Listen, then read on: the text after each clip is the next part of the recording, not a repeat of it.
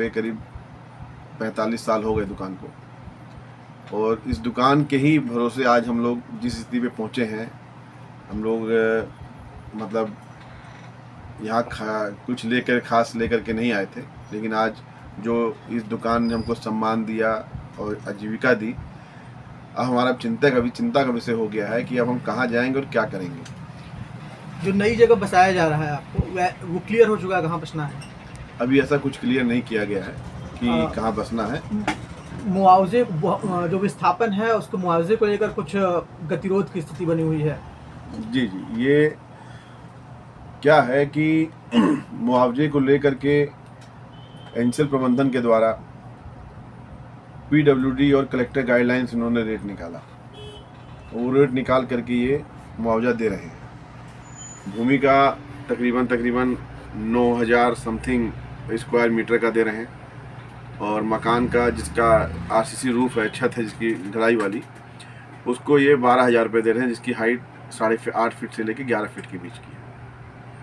आज के समय में 12,000 रुपये स्क्वायर मीटर में संभव नहीं है कि जो इस शहर के मकान है बन जाए, लेकिन क्या है कि लोग उस 12,000 के साथ जो अपना दर्द का पैसा है, जिसे सॉल्यूशन कहते हैं, जिसे मुआवजा, एक्चुअल मुआवजा वो है जो अगला 1:1 वाला है, उसको जोड़ करके आदमी सोचता है कि चलो जो मिल रहा है ठीक मिल रहा है। लेकिन उसके उपरांत भी एनसीएल के द्वारा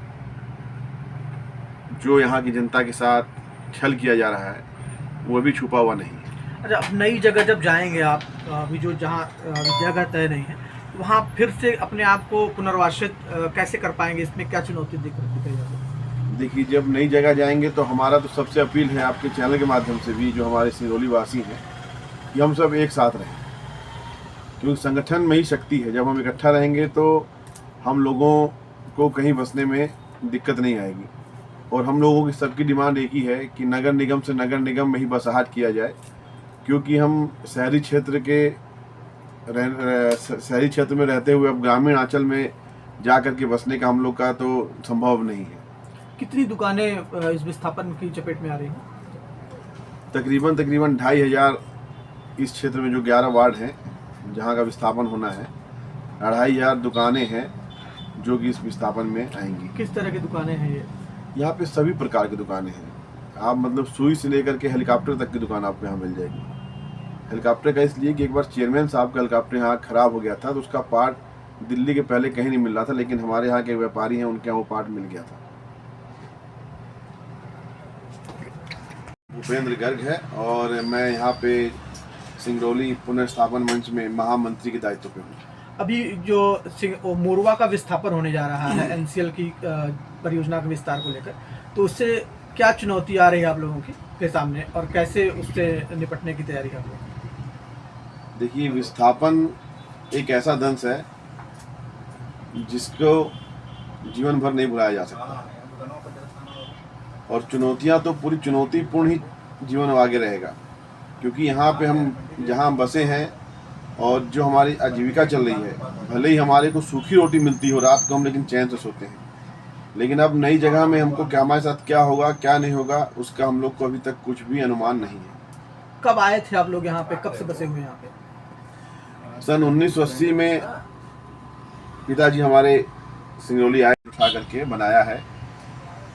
ठीक है, हम लोग उसमें भी संतुष्ट हुए सब मिल करके कि नहीं दे रहे हैं, ठीक है, लेकिन उसके बावजूद भी एनसीएल के द्वारा जो कमी की जा रही है वो ये कमी की जा रही है कि धारा 4 लगने के बाद से जो मूल वृद्धि, जिसे कि सरल भाषा में ब्याज कहते हैं, वो ज़मीन पे तो देने को तैयार है, लेकिन जो परिसंपत्ति हमारी है, जो मकान है, उस पर वो लोग देने को तैयार नहीं है।